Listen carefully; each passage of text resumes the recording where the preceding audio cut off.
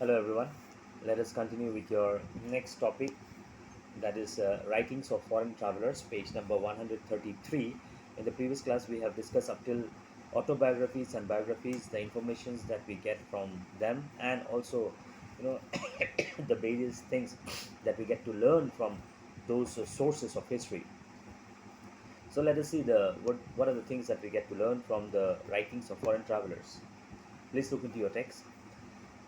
The writings of many European travelers like Dort Barbosa and Domingo Pais of Portugal, Ralph Fitch, William Hawkins, and Sir Thomas Roe of England, Niccolo Conti and Niccolao Manucchi of Italy, Vernier and Tavernier of France also serve as valuable sources for the history of the medieval period. Okay, so this para has got nothing more than to say as that the names of those foreign travelers from whom we got to we get to know various sources about our various valuable informations about various learnings about the history of the medieval period. So underline all those foreign travelers, okay, the names whose writings provides us various information.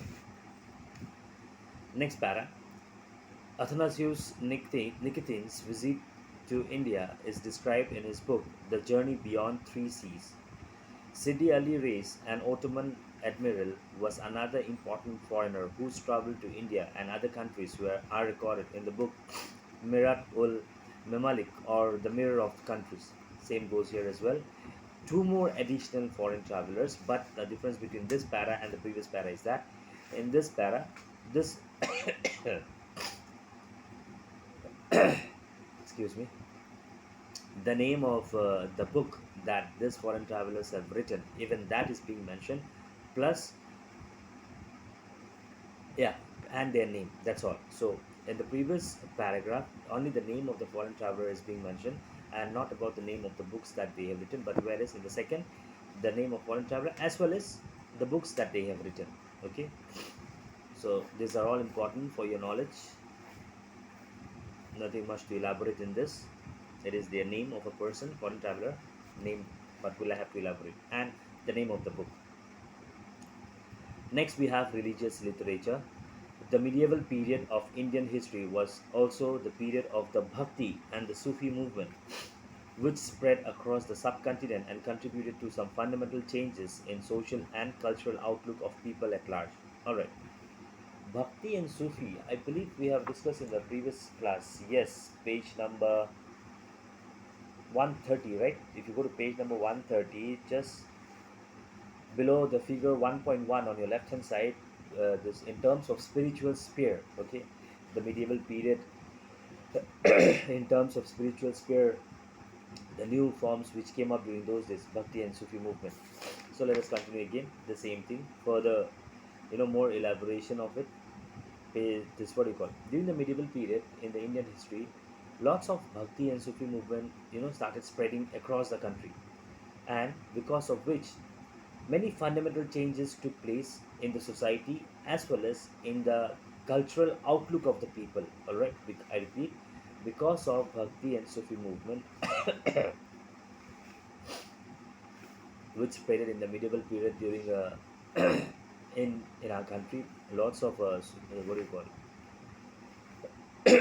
fundamental changes took place in society as well as cultural outlook, cultural view of the people. Now, the saints and sages associated with this movement composed poems, songs, dohas, etc., in the local languages, which are a reflection on the period during which they wrote. During this period, the religious texts, that is Ramayana and Mahabharata, were translated into regional languages. Alright, here there is something which you know you must know about it. Underline, okay, underline the sentence starting from the saints and sages. Alright. So the saints and sages, those were connected, those were interlinked, okay, with this all this movement which took place in the medieval period in our country, that is Bhakti movement and Sufi movement. They composed various poems, various stories, various songs, various dohas, okay, in the local local languages, local dialect, okay. And these poems, these songs, if you read this or if you go through these poems and all, It gives us a reflection of the society, or the, what do you call, the way the situation existed during those days, during those, what do you call, during that particular period, during that era. through the through the poem, through the songs, they were actually trying to convey the situation which they were in at those days. And in fact, it was during this period when the so-called Ramayana and Mahabharata, it was also translated into regional languages. Region, every area has got their specific, a region means area. So languages which, every area has got their own, the local areas. Next, regional literature. Regional literature of the period was highly acclaimed in the form of stories, poems, and dramas such as Jayadeva's, underline the names, Jayadeva's Gita Govinda and Chan Bardai's Prithviraj Raso.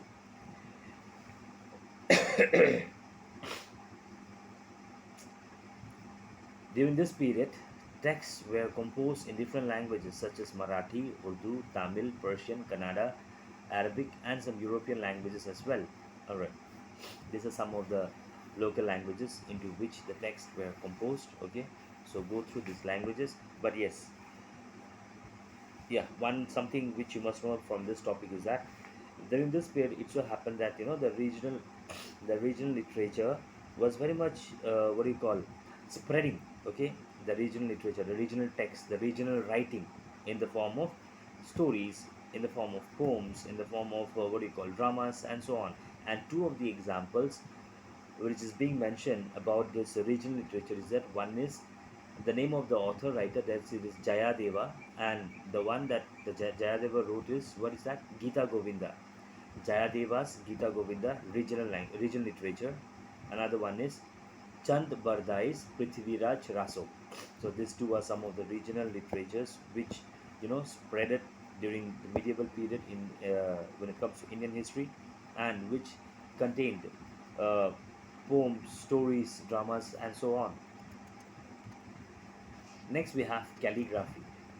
Calligraphy is, something not only important from the pretext of history, but it is also important for students as well in your day-to-day life, as because calligraphy basically means, in simple term, the art of writing. Okay, the art of, not only the art of writing, because we all know how to write, but the art of writing in an artistic manner means something, which is unique, which is very beautiful, artistic, which is very pleasant to see. Artistic, that's called artistic manner. Yeah, let's start page number 133. Calligraphy, or the same thing is there as well. Calligraphy is basically the art of writing alphabet in an artistic manner. It was a common feature of the manuscripts written during the medieval period of Indian history. Alright, let me first tell you what you mean by manuscripts. Manuscripts are those written text, okay, which are wrote with hand, manually. No machines, no printing, no technology, nothing. People write themselves, manuscripts. Now, for example, the textbooks that you have right now in front of you, or the book that I have in front of me, all right. If this book is printed in machine, you see the letter, the words, these are printed, right? If this book would have been written by someone, okay, with their hand, without any machines, without anything, then this book would have been called a manuscript. Okay, so during earlier days when this printing machines and all were not there, people, the texts, or even like we saw the regional literature, religious literature, all this, the literary sources, autobiography, biographies, or court chronicles, and all, this was these all were manuscripts. Okay, it was written, it was written with hand. And that is the reason that calligraphy was so important. Why? Because, for example, as you students, you will understand this much more better than me. You guys are all expert. The handwritings that you have, especially the answers that you write during in your notebook or during the examinations, you write in such a beautiful manner. It's too beautiful. Okay, I hope you understand the meaning of too. It's too beautiful. There are times we, the teachers, forget about us. You yourself, I have come across so many times when I correct the notebook, or you know, I'm unable to figure it out. Which letter is this? Out of the 26 letters that we have, this is some 27th letter which you people invent. And at times when I call students and ask them, yes, please You people are yourself not able to read, what have you written. Yes, it has happened many a times. So that is why calligraphy is so important. Why? Because if you yourself you're unable to read what have you written, what the other person will read. Next, floral and geometric motifs were used to decorate books and monuments of the period. Nowadays we have this picture, images, different forms of technology, printing and all so many things. But earlier, in order to just imagine, even this page, the page that we're reading now, page number 133 and 132. See how many images are being illustrated. One, two, three, four. Four images. Imagine the whole book. Even look at the cover of the book, or the, what do you call, the content, the preface and all. Imagine the whole book without any picture, without any color, just writing. How would you feel? Yes, some of you, those who really want to know the content and all, pictures doesn't matter. Excuse me. Pictures doesn't matter. You will read whether picture is there or not. But for majority of us, what happens is that yes, even we read, but pictures, they are something, they're kind of an eye catchy, right? They pull our attention towards it. So that is why it's a very important part of even manuscripts which were written during those days. But since they didn't have this technology devices and also, what they used to do, they used to decorate it with various what do you call, flower, the, what do you call, the monuments of that, these pictures and all, various things, images and all, they did them like manually with hand, they will decorate it. Although the knowledge of calligraphy had already existed in India, it was only with the Persian influence that a distinctive style emerged. Underline this, this is something important. Calligraphy was something, as this line says, that calligraphy was something which existed in India from long back. But however, you know, when this, because of the Persians, when the Persians came into our country, it is because of them the different styles started emerging. Okay, the different style of writing. Next, we have archival records. All right, I'll what happened? Yeah, I'll end up this class here today. The next topic we will see in the next class. My dear children, whatever topics has been, is being discussed on a daily basis, please go through that much. That itself is enough for you. I'm not telling you to read the whole chapter. Okay, I don't believe in those things that I want you people to read 24 hours a day. No, even if you read 4 hours, 5 hours a day, but that 4 and 5 hours must be such that your whole attention, whole focus must be in the book. Just simply sitting with the book whole throughout the day and your mind is somewhere else, that is not going to help you. So that's the reason, I don't take, or I don't try to cover up more portion within one day, so that you don't lose interest. But some of you are too smart. No matter whether I teach one topic or 10 topic, you will keep it for the 11th hour, for the last moment, right? Don't do that. So whatever has been discussed today, please go through it.